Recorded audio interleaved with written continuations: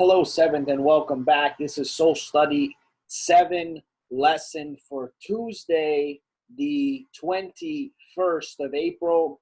Please make sure you have everything completed for yesterday's lesson, Monday's lesson, have everything posted. We're now going to begin with Tuesday's lesson. We can see through the window here one of our great friends' apartments.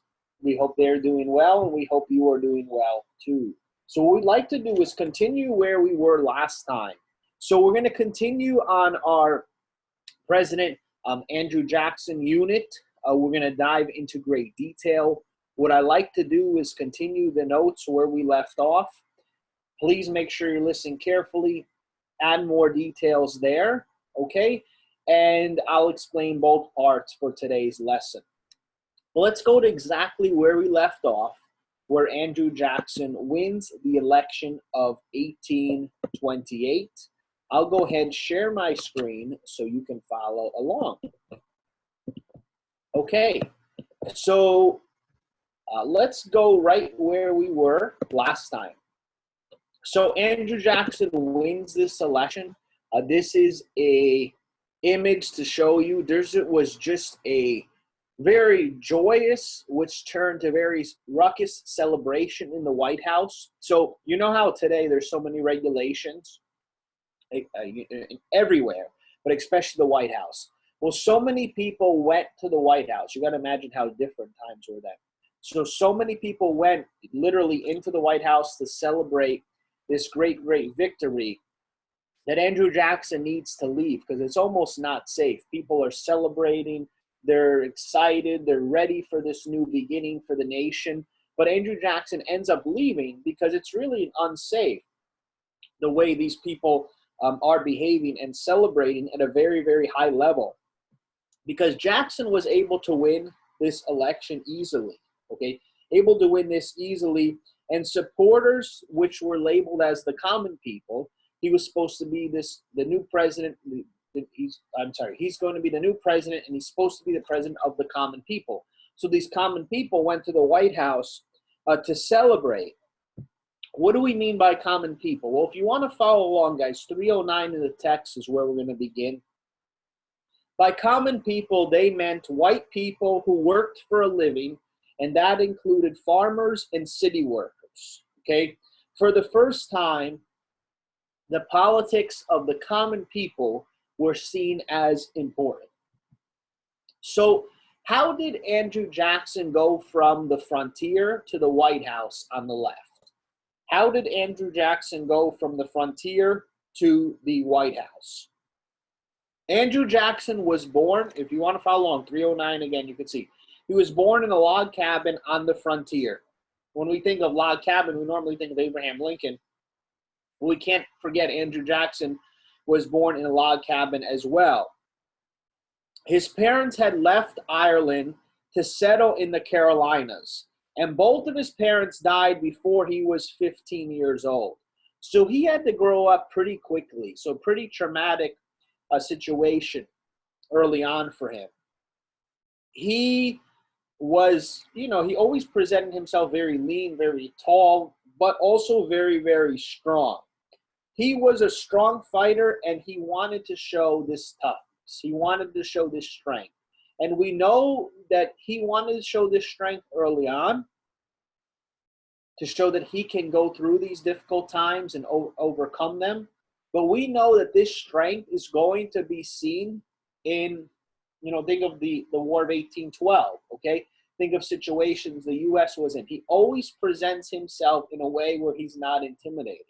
Well, that character of Andrew Jackson begins at a very young age when he loses his parents and has to basically learn a lot on his own. And he doesn't, even though at moments he may be scared or afraid, he's not going to show it. He's not going to show it then. He's not going to show it in any war, any battle, and he's not going to show it as president either. Okay. So we do know that he joined the Patriots in the American Revolution, okay? He was captured by the British while carrying messages for the Patriots. And when a British officer ordered the young prisoner to clean his boots, Jackson refused. The officer took a sword and slashed the boy's hand and face. That's Andrew Jackson's toughness at an extremely high level to show that he will not be intimidated.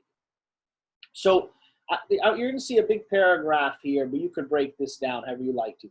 Jackson went from being born in the frontier log cabin to the White House.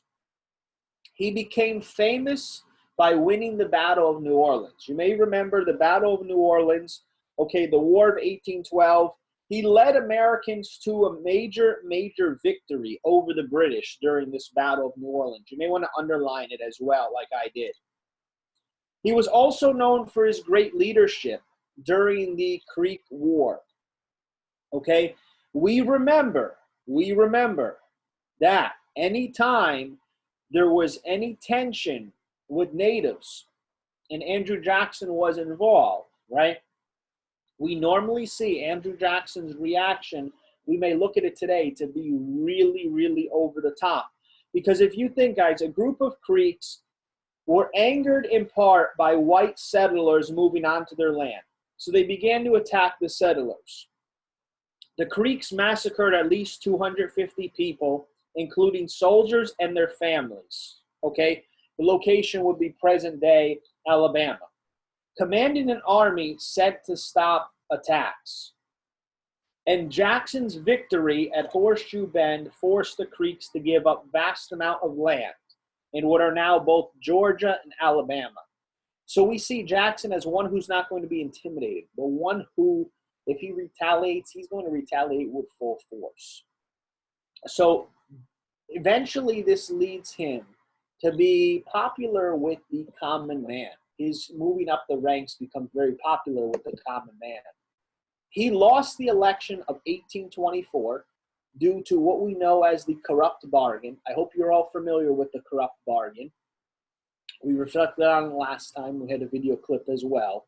So John Quincy Adams is president, but in 1828, okay, Jackson would go ahead and become president. So John Quincy Adams would only serve one term. Andrew Jackson would come in, easily win with the support of the common people, and Jackson would form the Democratic Party, as we know it today, and win the election of 1828. I'm sure some of you saw the other day, the Democratic president, the Democratic nominee for the presidency in the year 2020 is going to be that last individual standing, which is former Vice President Joe Biden. Many of you may have seen it on the news the other day. But this Democratic Party that we know of today starts really officially in 1828, Jacksonian democracy. Jacksonian democracy. And you notice I underlined, you may want to underline and highlight as well. So keep working carefully because this is really the beginning of this new party.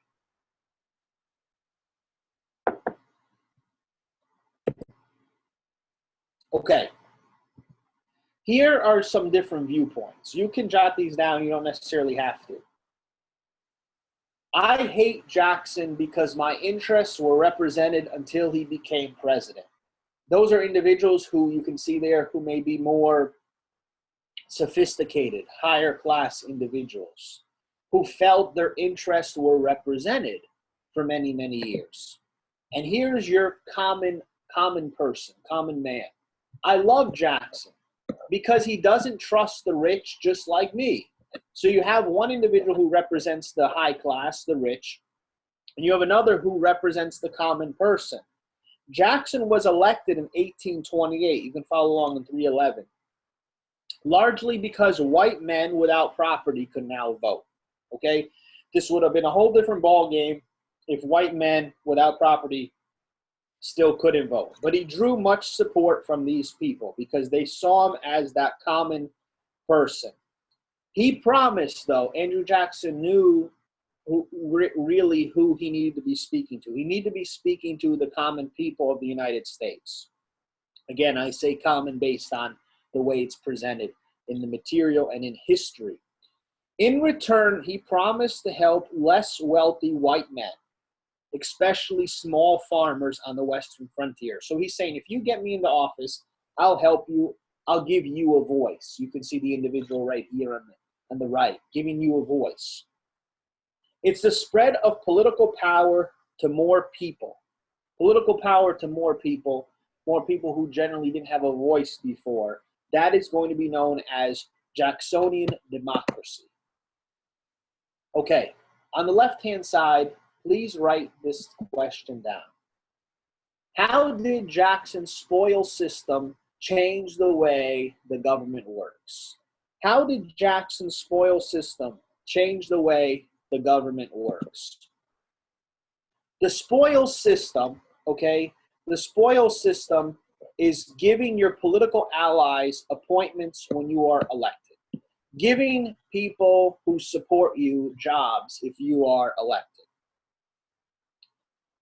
Jackson basically, he takes over, okay, and he's going to fire many government employees, many government officials, and he's going to replace them with people who are his supporters, people who supported him, who helped him get into office. If you remember, Jackson early on did promise many individuals, if they support him, he'll make sure and give them a job. It's pretty interesting, based on what happened with John Quincy Adams' victory in 1824, that it now leads to this.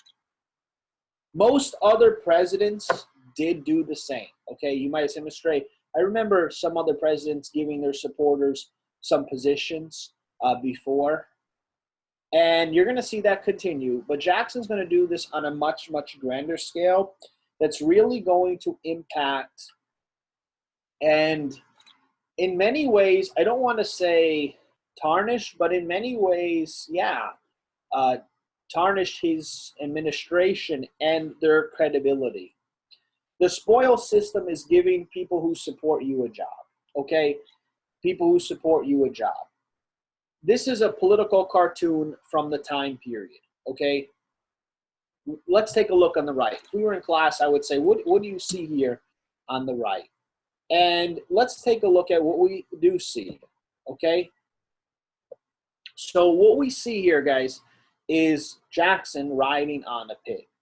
Although this cartoon was published by Thomas Nast, very, very well-known reporter, Thomas Nast in 1877, to ridicule the corruption, the political corruption of that day, Jackson was credited with inventing the spoil system of giving the victors in an election the rewards of making job appointments.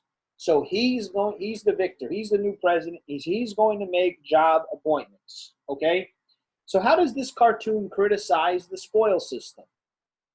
Normally, we see a great, great general. Think of General Washington. He's riding tall on his horse. Here we see Andrew Jackson riding on a pig who is really not looking like he's going anywhere. He's eating or slumped down. You see the pig, he's surrounded by skulls, bones, fraud, bribery, debt, plunder. We see Andrew Jackson with money symbols. You see another symbol here. And then it says spoils system. To the victors belong the spoils, Andrew Jackson.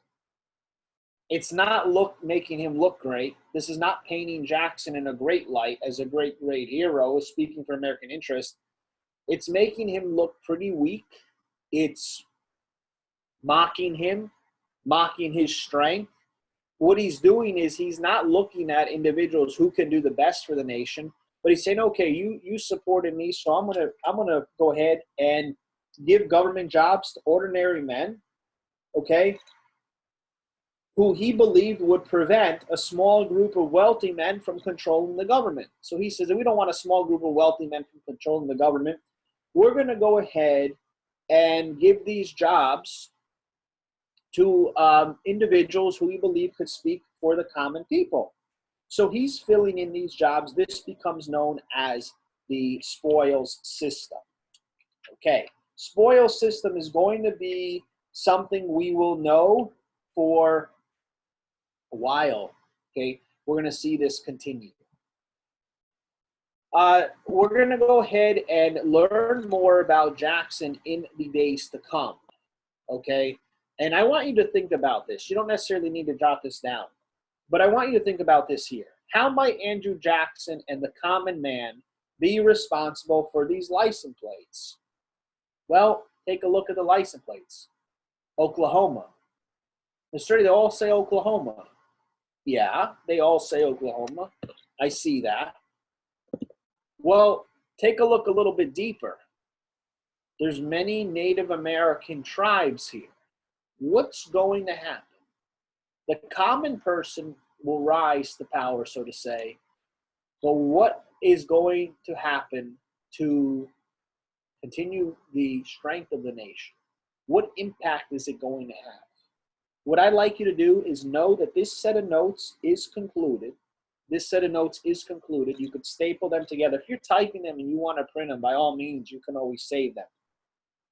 Then what I'd like you to do is go to 312 in your textbook, okay? 312. I'd like you to answer the questions, 2 to 3 sentences each, okay? There should be a total of,